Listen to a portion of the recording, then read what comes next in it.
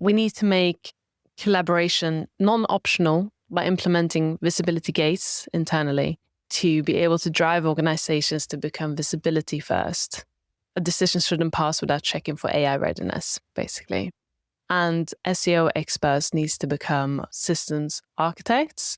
And also, main takeaway really is it's time to start optimizing pages and start optimizing organizations for SEO leaders.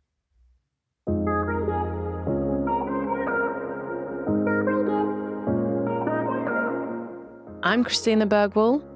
This is SEO in 2026, Additional Insights. Kristina, what's your number one SEO tip for 2026? My number one tip for 2026 is stop optimizing pages and start optimizing organizations. So in the age of AI, SEO leads must evolve into system architects who build the cross-functional infrastructure, like visibility gates, for example, that allows brands to be seen, understood, and recommended by both machines and humans. So is this something that every SEO needs to do, or is it more of a strategic manager, director of SEO role that you're talking about here? Because I would imagine an SEO listening to that piece of advice, stop optimizing pages and start optimizing organizations, then they'll think, what on earth do I have to do in order to do that? Do I have to completely revisit my role here? No, not at all. Fair question.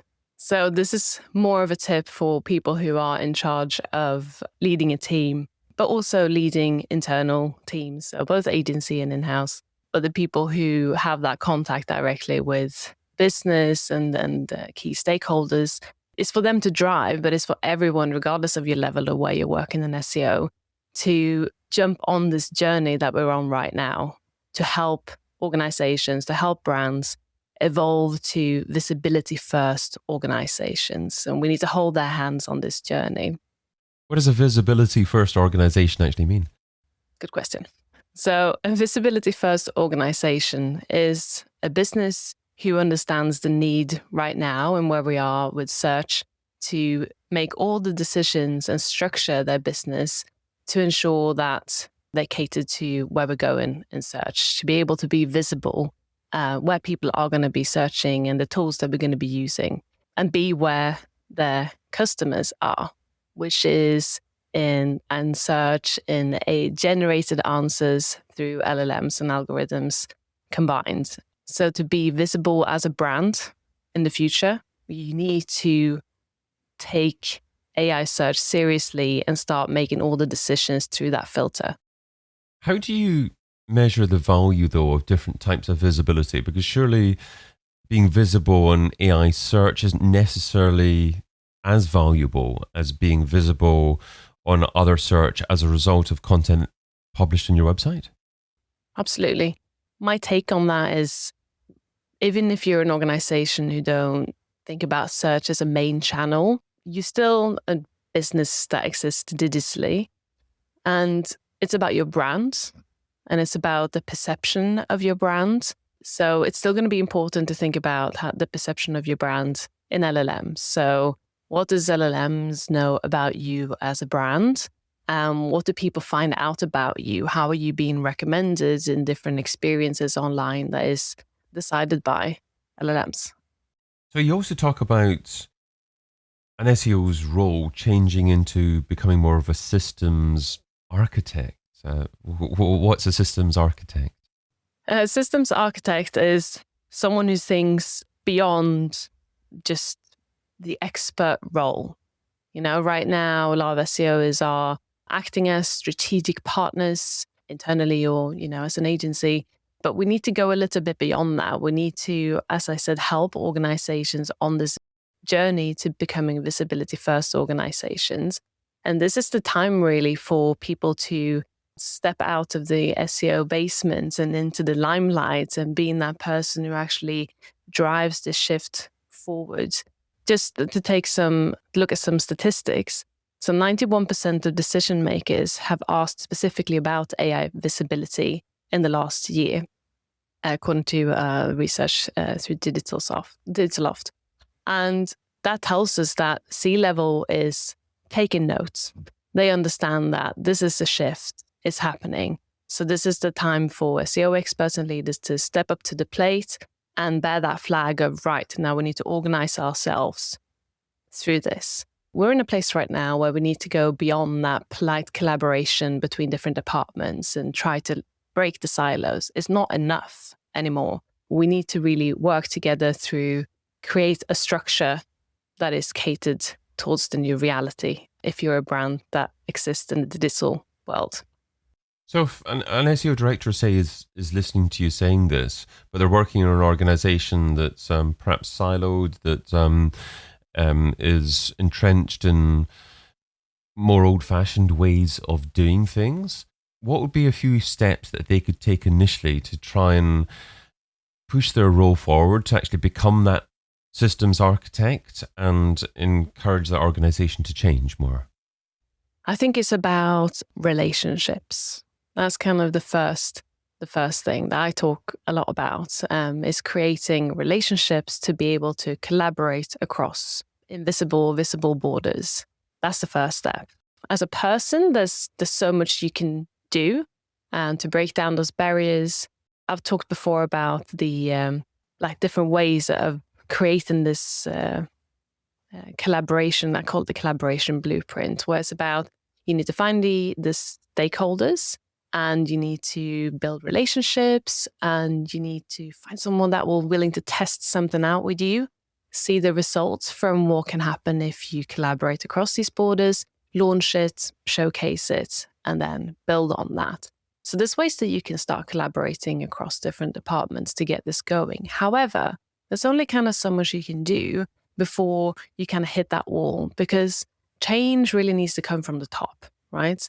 So you need to get C-suite on board. You need the organizations and the brands that you work with or work within to really think about how do we restructure the company. It doesn't need to be like a massive restructure, but it needs to, one thing you can do is, for example, is to really look at the OKRs that you have as a business. Where do we want to be in the future? How do we want to be perceived? Where do we want to be seen and found? And there's a few different things that you can do apart from just creating a vision and giving people OKRs that hold them accountable to drive this forward. So there's a couple of other things I've got in mind, which are visibility dashboard, for example. That's a practical example of what you can do within organizations right now to create a space where all the different teams, all different verticals can together see what are we doing together here to drive our brand forward, to drive our visibility. And obviously when it comes down to it, it's the revenue, right? It's the numbers, it's the leads. But we need a place where we can all see our different metrics come together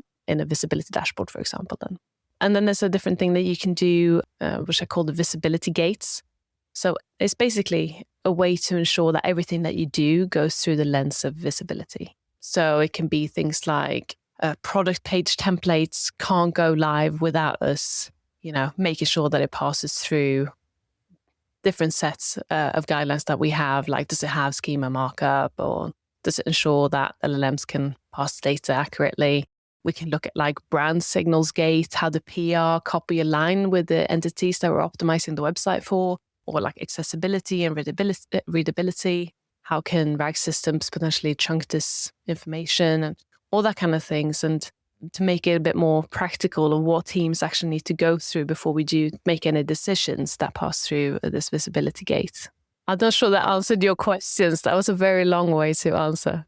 It's provoked many more questions. I'm trying to decide on which one to move forward with. But in relation to visibility gate, I'm imagining that's a role for maybe an SEO executive moving forward, that every piece of content that does get produced, they have a template, a set of suggestions that have to be included within that piece of content. You talked about schema, you talked about ensuring that the data could be parsed by AI there as well. Are there any other elements that absolutely have to be included in every single web page moving forward?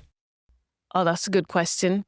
I think that depends a lot of what kind of industry, what type of website you're driving.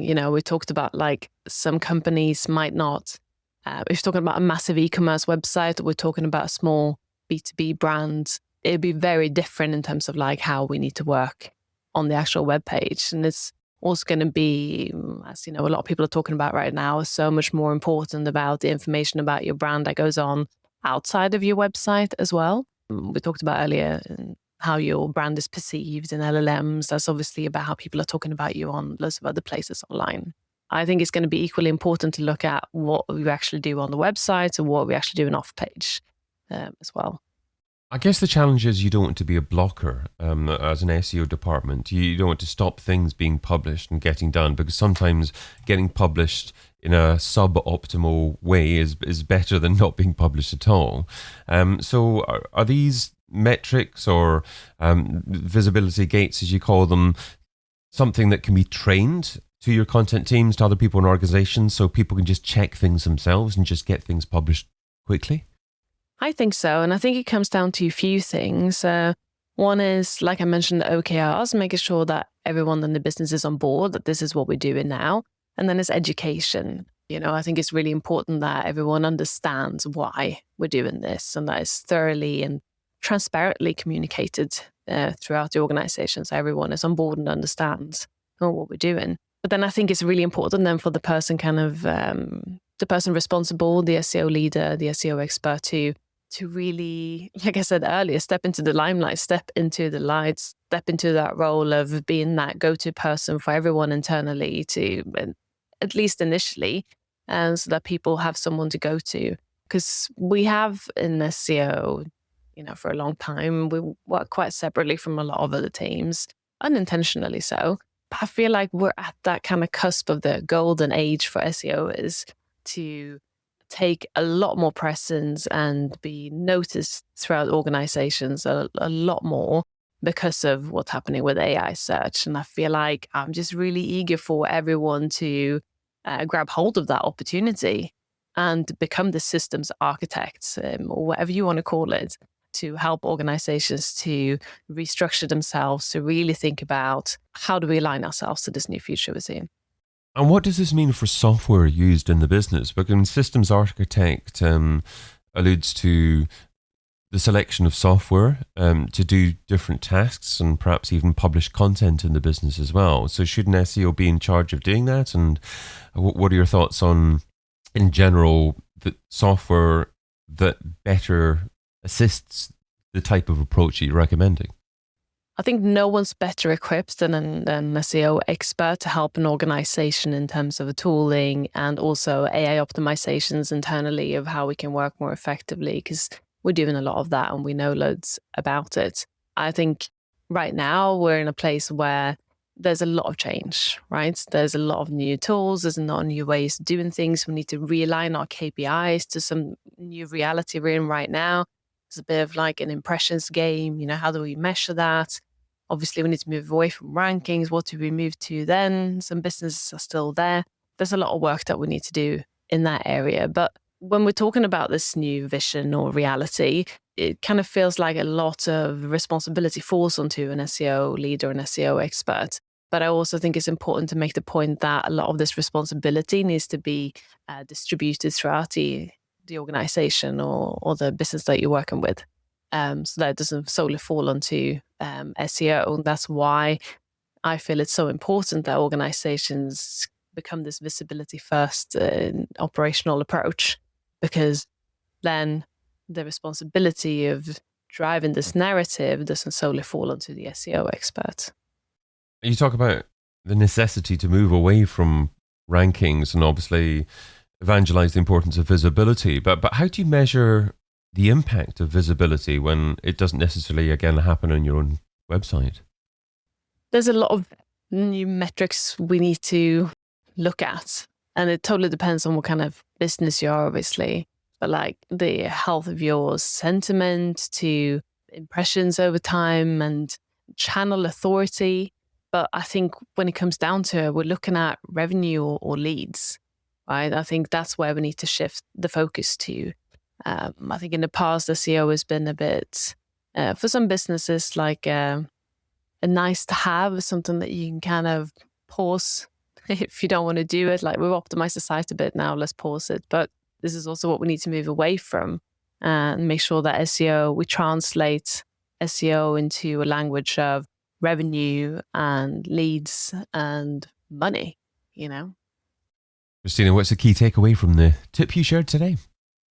the key takeaway today is that we need to make collaboration non-optional by implementing visibility gates internally to be able to drive organizations to become visibility first. A decision shouldn't pass without checking for AI readiness, basically.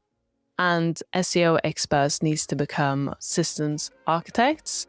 And also, main takeaway really is it's time to start optimizing pages and start optimizing organizations for SEO leaders.